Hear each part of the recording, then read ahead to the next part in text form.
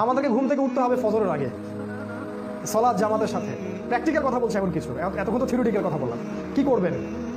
জ্ঞান অর্জন করবেন, অন্ধত্ব দূর হবে, এবং সুন্নাহ, রাসূলের সুন্নাহ 24 ঘন্টা সুন্নাহ আমার আপনার ভিতর থাকতে হবে, এবং গর্ব করে বুক ফুলিয়ে সুন্নাহ পালন করতে হবে। কারো দিকে তাকানোর সময় নেই আপনার।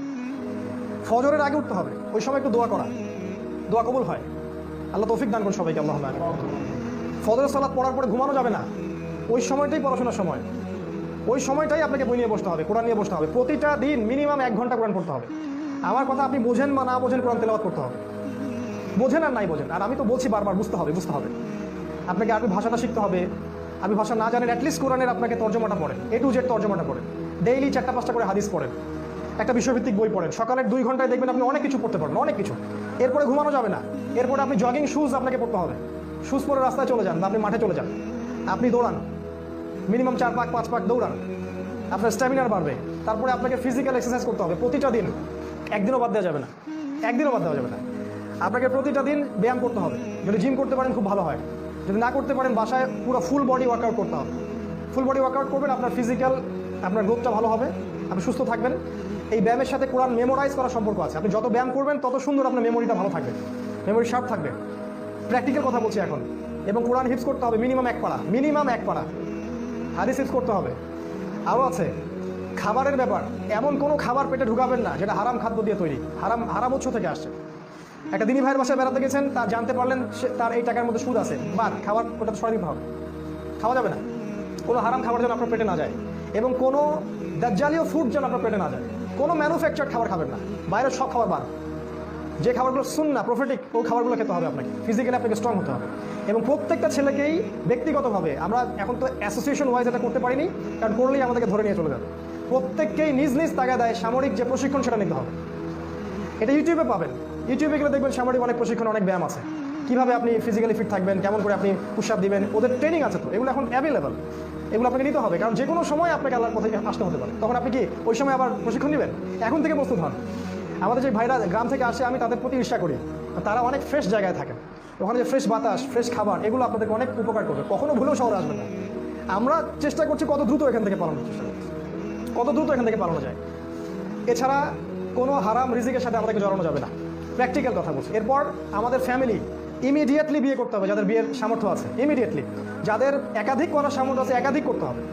ওইসব সেকুলার আইন বাদ দেন, বয়স হয়ে গেছে 18 বিয়ে করে ফেলেন, ওইসব আইন টাইন বাদ। প্রয়োজনে জাল কাগজ রেডি করে রাখেন, বিয়ে করে ফেলেন, অথবা কালিমা পড়ায় বিয়ে করে ফেলেন, ঝামেলা শেষ। কেউ জানবেন আপনি বিয়ে, আল্লাহর আইনে আপনি জানবেন আপনি বিবাহিত। ট্রিক্স অ্যাপ্লাই করতে হবে। ওরা যদি আমাদের সাথে ট্রিক্স অ্যাপ্লাই করতে পারে, আমাদেরকে করতে হবে। ফালতু জিনিস। আমার বোনের বয়স 17 বছর হলে বিয়ে করতে পারবে না, অথচ একটা 17 বছরের মেয়ে, সে জন্মদানে সক্ষম, সন্তান জন্মদানে সক্ষম। আল্লাহ পাক বলেছেন কোরআনে, হায়েজ হলেই মেয়ের বিয়ে করতে পারবে, এবং সে রুশদ হবে। রুশদ মানে আকল, সে ভালো মন্দ বোঝে, বিয়ে করতে পারবে। বিয়ে করে ফেলেন দ্রুত, সময় নিয়ে নিচ্ছে বেশি মনে হয়, শেষ করি। দ্রুত বিয়ে করে ফেলেন, পরিবার গঠন করেন, বেশি বেশি সন্তান নেওয়ার চেষ্টা করেন, সামর্থ্য থাকলে একাধিক বিয়ে করেন। এবং আপনি যতটুকু জানেন কোরআন সুন্নাহ, যা জানেন তাই প্রচার করতে থাকেন, যা জানেন তাই প্রচার করতে থাকেন। আপনার পরিবারটাকে স্ট্রংলি করে তোলেন, কোনো কিছু ছাড় দিবেন না, পরিবারে কোনো ছাড় দিবেন না। আমরা অন্য ভাইদেরকে ছাড় দিব, অন্যের প্রতি আমরা নরম হব, ইসলামকে সহজ করে দিব, কিন্তু নিজের ক্ষেত্রে ইসলামকে কঠোরভাবে রাখতে হবে, ইসলামকে নিজের ক্ষেত্রে কঠোরভাবে রাখতে হবে। আরও আছে আপনার এই যে দলাদলি ত্যাগ করেন। আপনি একটা দল করেন, আমার কোনো আপত্তি নাই, কিন্তু মন মানসিকতাটা বড় করেন, সবাইকে ভাই মনে করেন, সবার মাঝে একটা মিউচুয়াল আন্ডারস্ট্যান্ডিংয়ের চেষ্টা করেন, সবাইকে একটা প্ল্যাটফর্মে আনার চেষ্টা করেন। এখন কেউ দায়িত্ব পালন করুক বা না করুক, আপনি দায়িত্ব কাঁধে নিয়ে নেন।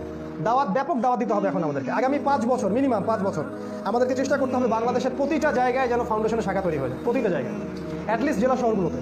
আমাদের কমিউনিটি দরকার, হিউজ আমাদের কমিউনিটি দরকার। আমাদের অবশ্য গরু ছাগলের দরকার নাই, স্মার্ট পিপল দরকার। এরকম পিপল প্রতিটা জেলায় যদি আমাদের 20-30টা করে থাকে এনাফ। এবং প্রতিটা ভাইদেরকে বোঝানো যে আমাদেরকে মুসলিম ভিলেজ তৈরি করতে হবে, মুসলিম কমিউনিটি, এবং সেটা একটা অপশন। দাওয়া দিতে দিতে এই প্রজেক্টগুলো নিয়ে আমরা যখন আগাতে থাকবো, আমাদের জনসংখ্যা বাড়তে থাকবে, আমাদের মাসিক ইয়ানত বাড়বে, আমাদের অর্থনৈতিক ব্যাপারটা শক্তিশালী হবে। একসময় গভর্নমেন্টও আপনাকে ভয় করবে, গভর্নমেন্টও আপনাকে ভয় করবে ইনশাআল্লাহ। আমি বারবার বলি যে দাজ্জাল শক্তিশালী, ইহুদিরাও এখন শক্তিশালী, জায়নিস্ট অনেক শক্তিশালী, কিন্তু তারা আমাদের ইমানের চেয়ে বেশি শক্তিশালী না। কেউ আমাদের ইমানের চেয়ে বেশি শক্তিশালী না। আল্লাহ পাক চাইলে আমাদের ইমানের কারণে আকাশ থেকে ফেরেশতা নাজিল হবে, এটা হয়েছে আগে, এখনও সম্ভব। এটাকে বিশ্বাস করেন, এটা সম্ভব। আর ইসলামের বিজয়টা সংখ্যাগরিষ্ঠতা দিয়ে হবে না, উন্নত প্রশিক্ষণ দিয়েও হবে না। আমাদের বিজয়টা ইমান দিয়ে হবে। আল্লাহ পাক আমাদের এই বিজয়ে আমাদেরকে বিজয়ী কাফেলার সাথে অংশ নেওয়ার তৌফিক দান করুন, আল্লাহুম্মা আমিন। এখন ভাই শেষ কথা হচ্ছে, সময় কম, আমাদেরকে প্রস্তুতি গ্রহণ করতে হবে। প্র্যাকটিক্যাল প্রস্তুতি, অর্থনৈতিক প্রস্তুতি, ধর্মীয় প্রস্তুতি সব কিছু গ্রহণ করতে হবে, শারীরিক প্রস্তুতি। এবং ফাউন্ডেশনের আহ্বান হচ্ছে, আপনারা যা কিছু আছে, মেধা হোক, টাকা হোক, জমি হোক, আপনাদের প্ল্যান হোক, কোনো প্রজেক্ট হোক, যা কিছু আছে সেটা দিয়ে আমাদেরকে হেল্প করেন। মাসিক ইয়ানত দেন, আমাদের সেমিনারগুলোতে আসেন, ভাইদেরকে দাওয়াত দেন। আমরা কোনো দলাদলি যাচ্ছি না, আমরা পড়াশোনার একটা রেভলিউশন যাচ্ছি।